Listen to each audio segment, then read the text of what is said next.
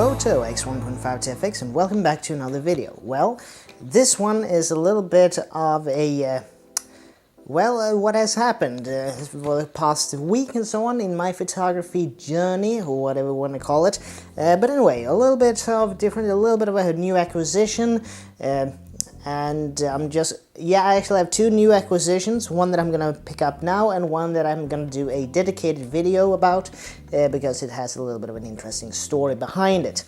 But as we are gonna start off, I am back in Uppsala, and this is actually recorded on Friday the 7th. Not really knowing when this is gonna be aired on YouTube, but all in all, tomorrow, Saturday the 8th, we are gonna have the cultural night, or as it's called in Swedish, Kulturnatten, which is probably gonna give me some really nice photographic opportunities, and I think that would be something to remember. And it's a yearly occurrence, so we'll see how it will be the next following year, 2019. But that's all in the future. Last weekend, I attended Sjömanskyrkan in Gävle, Sailors Church, which has been converted. It's no longer a church. It's now the music hall, and it's not the concert hall. It's a music hall that is run by the local government. Apparently, they want to sell it to some hotel chain to make it into a conference, some kind of conference facility. But for now, it is still a concert hall, and a group that was doing one of their first gigs there was the Nameless Few. I know there might be other bands that share the same name, but these guys were doing a set of 6 songs, and it's the singer of Mass Diversity. All of these guys are signed by Attitude Records, by the way, and Studiefrämjandet also has some finger in the game for bringing these guys together. But all in all, these guys did a fantastic classic rock gig, and I was asked to photograph the event. So I thought I'm a little bit of a Will Shively when it comes to this. Great little documentary on YouTube, link to it in the description below. Really nice thing, I really recommend you seeing it. But all in all, two guys that you might notice that you've seen before in my photographic work. It's the singer / acoustic guitar player and the electric guitar player. They are both in Mass Diversity, but the other two, the drummer and the bass player, are standalone now to this new band, the Nameless Few, and should remain nameless. Anyway, joking aside, in my bag of tricks when I went to this little photo gig were these two lenses, as I have talked about before, the 10 to 20 millimeter Sigma DC HSM. It's the EX version, and yeah, I've talked about this before, and I like to use this for doing the establishing wide shots of the band and so on stage. Really nice lens and so on. I usually aim for somewhere around f4, f5.6 to get the sharpest that it can be. And then we have this little beauty that I've raved about this lens before. I don't have any other lens experience when it comes to a mild zoom lens. This is the 28-70 Tokina ATX. It's a constant f2.8 aperture, and that was basically why I bought this lens in the first place. But what I want to tell you is that I've started to think now that, do I really need to upgrade this? Seriously, I mean, for what I do, and I do very little professional work in photography, it's mostly my hobby, but it has given me some economic pluses as well. But this lens, this little Tokina, has given me some really awesome images in the past, I've used it on both film cameras and I've used it on the D7200. It works brilliantly. I know this is an old lens by today's standards, and I probably have some images rolling up here.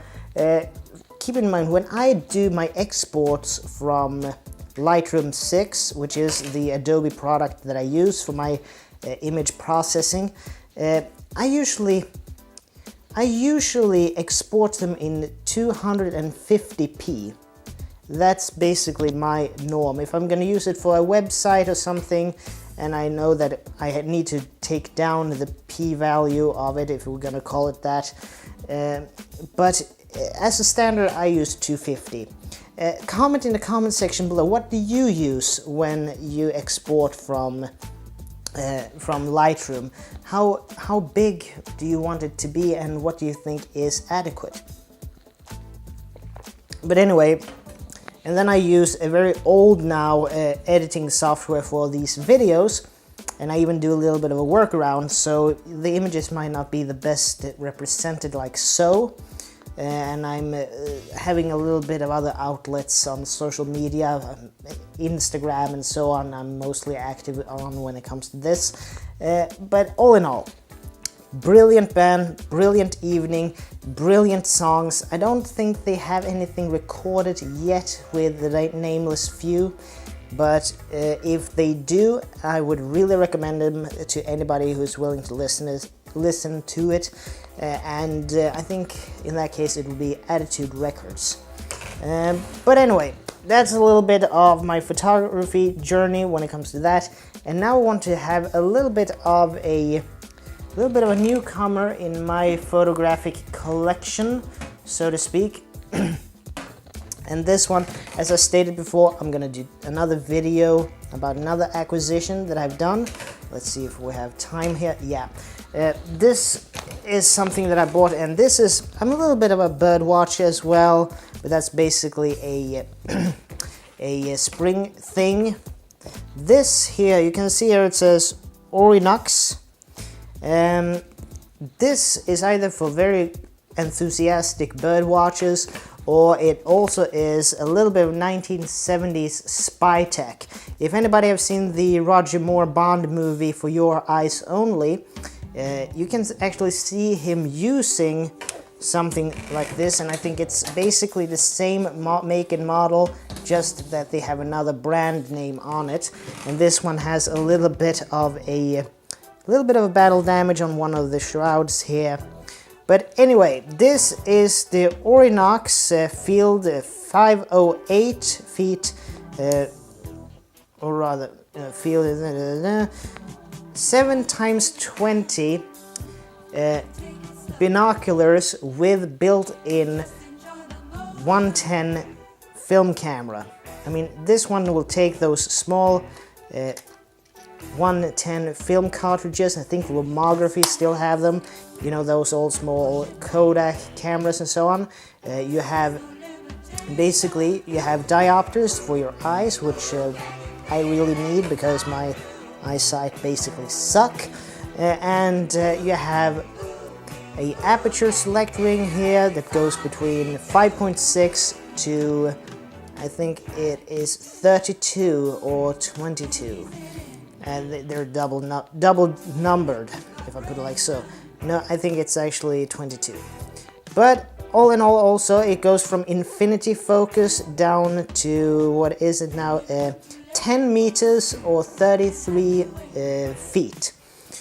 But all in all, you have the shutter release on the top here, you have the advanced crank here. Let's see if we can make this go off actually with no film in it. Yeah, there we go. I mean, basically, I think this is set at 1/250th of a second, and in the right eyepiece you actually have a square that shows you how wide or where your shot is going to be, and you need to almost tilt your head a little bit because the film plane is with these little boxes, so you need to, you know, be a little bit crooked when you do it. But all in all, you can see this in For Your Eyes Only. It's made in Japan. I know that the one Roger Moore used to a different brand name, but the same type of, it's basically the same but a different brand name. And on the sides you have two little stickers that says your DIN number, which is basically the same as, or you have DIN on one side and ASA on the other side, and ASA, as we know, is basically equal to ISO.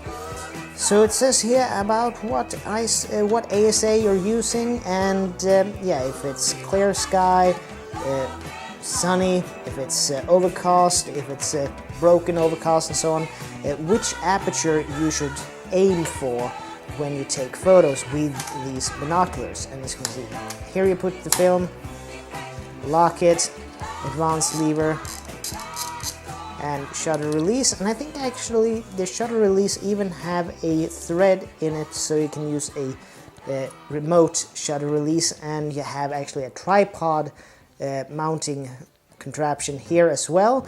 It does take 110 film, as I've stated before, and yeah, you know, it has no built-in metering function, but it's a little bit of a cool gimmick toy, if you want to call it that, and it is equivalent 112 millimeters for the 110, and then you have to do the conversion yourself up to what its equivalent in 35 is. But it came in this retro case and so on for these binoculars with built-in camera and so on. Yeah, just put it in like so.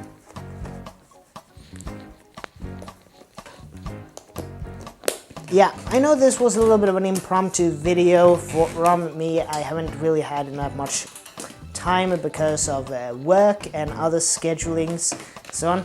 And as you might know, the apartment that I'm living in right now needs a little bit of restoration or renovation, I should probably say. So that has taken priority. And you know, work and getting this place into shape, that has basically been my priority these past weeks. So I'm still gonna do videos and so on YouTube. I'm not going anywhere as such, and yeah, I recently also broken 550 subscribers, so cheers to that, all and every one of you. Really appreciate it.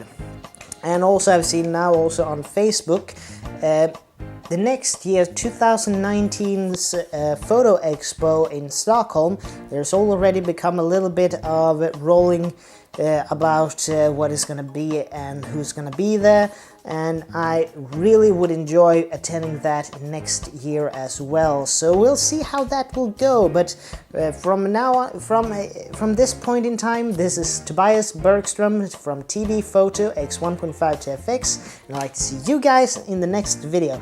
And as always, oh yeah, before I forget, might even move this.